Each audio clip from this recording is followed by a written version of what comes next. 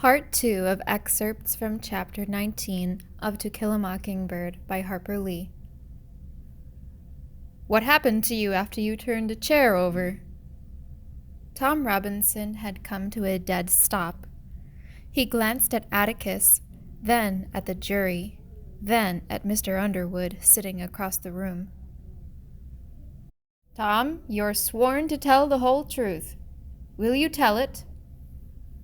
Tom ran his hand nervously over his mouth. What happened after that? Answer the question, said Judge Taylor. 1/3 of his cigar had vanished.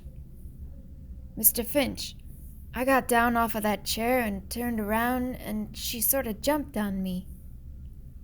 Jumped on you? Violently?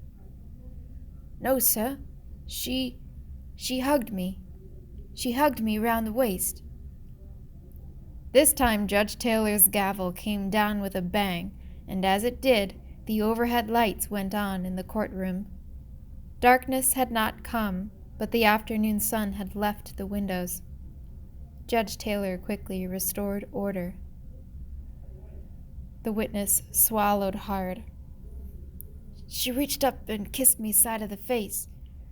She says she never kissed a grown man before, and she might as well kiss a N-word.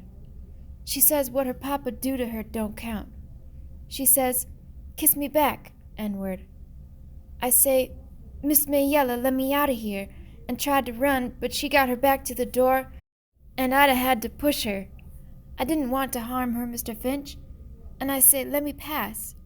But just when I say it, Mr. Ewell yonder hollered through the window. What did he say? Tom Robinson swallowed again, and his eyes widened. Something not fittin' to say, not fittin' for these folks and chillin' to hear. What did he say, Tom? You must tell the jury what he said. Tom Robinson shut his eyes tight. He says, you goddamn whore, I'll kill ya. Then what happened? Mr. Finch, I was running so fast I didn't know what happened. Tom, did you rape Mayella Ewell? I did not, sir. Did you harm her in any way? I did not, sir. Did you resist her advances? Mr. Finch, I tried. I tried to without being ugly to her. I didn't want to be ugly. I didn't want to push her or nothing. It occurred to me that in their own way, Tom Robinson's manners were as good as Atticus's. Until my father explained it to me later, I did not understand the subtlety of Tom's predicament. He would not have dared strike a white woman under any circumstances and expect to live long. So he took the first opportunity to run, a sure sign of guilt. Tom, go back once more to Mr. Ewell, said Atticus. Did he say anything to you? Not anything, sir. He might have said something, but I weren't there. That'll do, Atticus cut in sharply. What you did hear, who was he talking to? Mr. Finch. He were talking and looking at Miss Mayella. Then you ran? I sure did, sir. Why did you run? I was scared, sir. Why were you scared? Mr. Finch, if you was a N-word like me, you'd be scared too. Atticus sat down. Mr. Gilmer was making his way to the witness stand, but before he got there, Mr. Linkdius rose from the audience and announced, I just want the whole lot of you to know one thing right now. That boy's worked for me 8 years, and I ain't had a speck of trouble out of him. Not a speck. Shut your mouth, sir! Judge Taylor was wide awake and roaring. He was also pink in the face. His speech was miraculously unimpaired by his cigar. Linkdius, he yelled. If you have anything you want to say, you can say it under oath and at the proper time, but until then, you get out of this room, you hear me?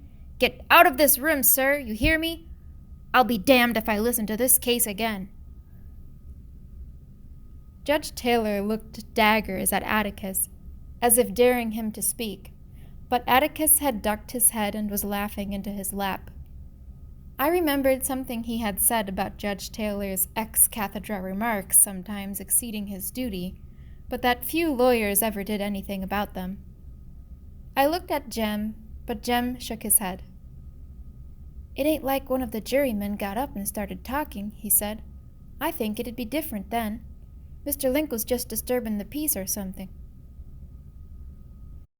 Judge Taylor told the reporter to expunge anything he happened to have written down after "Mr. Finch, if you were an N-word like me, you'd be scared too," and told the jury to disregard the interruption. He looked suspiciously down the middle aisle and waited, I suppose, for Mr. Link Diaz to effect total departure. Then he said, "Go ahead, Mr. Gilmer." "You were given 30 days once for disorderly conduct, Robinson?" asked Mr. Gilmer. "Yes, sir." "What did the N-word look like when you got through with him?" "He beat me, Mr. Gilmer." "Yes, but you were convicted, weren't you?" Atticus raised his head. "It was a misdemeanor, and it's in the record, Judge." I thought he sounded tired. "Witness will answer, though," said Judge Taylor, just as wearily. "Yes, sir. I got 30 days. I knew that Mr. Gilmer would sincerely tell the jury that anyone who was convicted of disorderly conduct could easily have had it in his heart to take advantage of Mayella Ewell.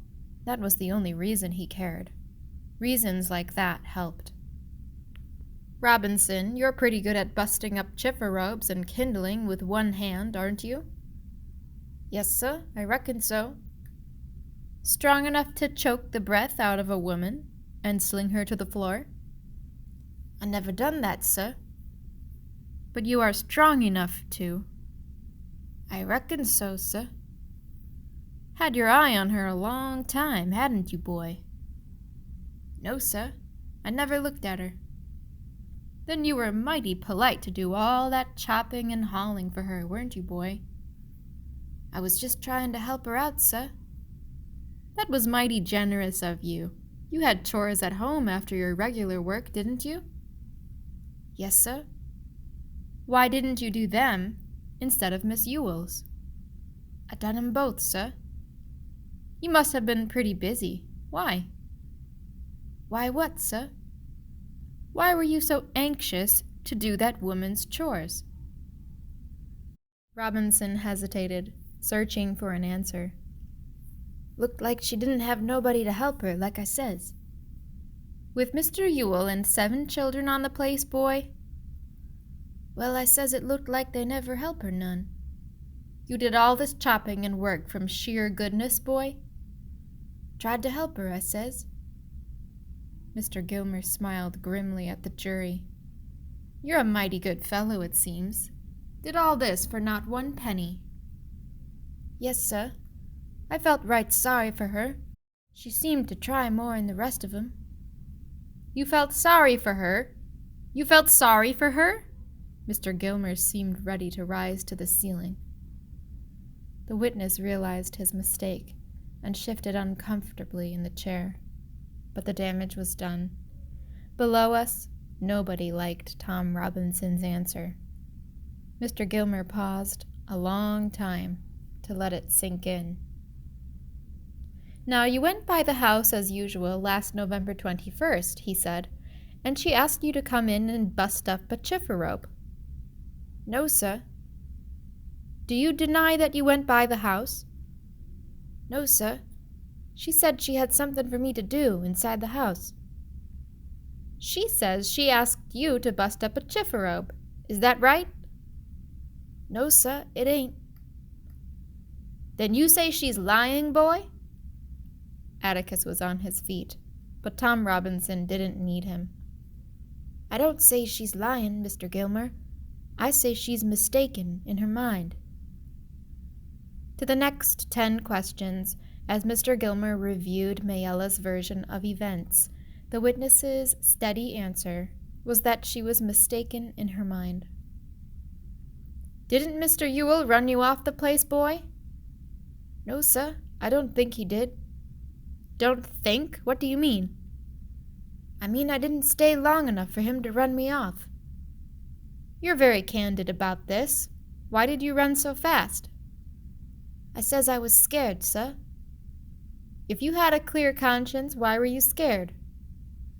"Like I says before, it weren't safe for any N-word to be in a fix like that." "But you weren't in a fix. You testified that you were resisting Miss Ewell. Were you so scared that she'd hurt you, you ran, a big buck like you?" "No, sir. I was scared I'd be in court, just like I am now." "Scared of arrest? Scared you'd have to face up to what you did?" "No, sir. Scared I'd have to face up to what I didn't do." "Are you being impudent to me, boy?" "No, sir. I didn't go to be." This was as much as I heard of Mr. Gilmer's cross-examination, because Jem made me take Dill out. For some reason, Dill had started crying and couldn't stop. Quietly at first, then his sobs were heard by several people in the balcony. Jem said if I didn't go with him, he'd make me, and Reverend Sykes said I'd better go, so I went. Dill had seemed to be all right that day, nothing wrong with him, but I guessed he hadn't fully recovered from running away. "Ain't you feeling good?" I asked when we reached the bottom of the stairs. Dill tried to pull himself together as we ran down the south steps. Mr. Linkdius was a lonely figure on the top step. "Anything happening, Scout?" he asked as we went by. "No, sir," I answered over my shoulder. "Dill here, he's sick." "Come on out under the trees," I said. "Heat got you, I expect." We chose the fattest live oak and we sat under it. "It was just him I couldn't stand," Dill said. "Who, Tom?" "That old Mr. Gilmer doing him that way, talking so hateful to him." "Dill, that's his job. Why, if we didn't have prosecutors, well, we couldn't have defense attorneys, I reckon." Dill exhaled patiently. "I know all that, Scout. It was the way he said it made me sick, plain sick." "He's supposed to act that way, Dill. He was cross. He didn't act that way when—" "Dill, those were his own witnesses." "Well, Mr. Finch didn't act that way to Mayella and old man Ewell when he cross-examined them. The way that man called him 'boy' all the time and sneered at him and looked around at the jury every time he answered." "Well, Dill, after all, he's just a black person." "I don't care one speck.